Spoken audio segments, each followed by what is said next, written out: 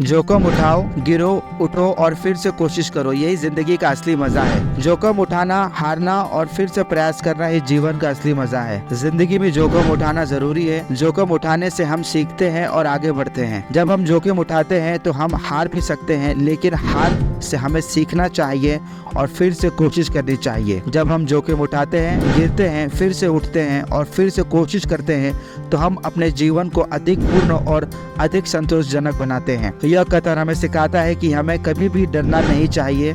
हमें हमेशा एक नए अवसर की तलाश करनी चाहिए और उन्हें पूरा करने के लिए प्रयास करना चाहिए।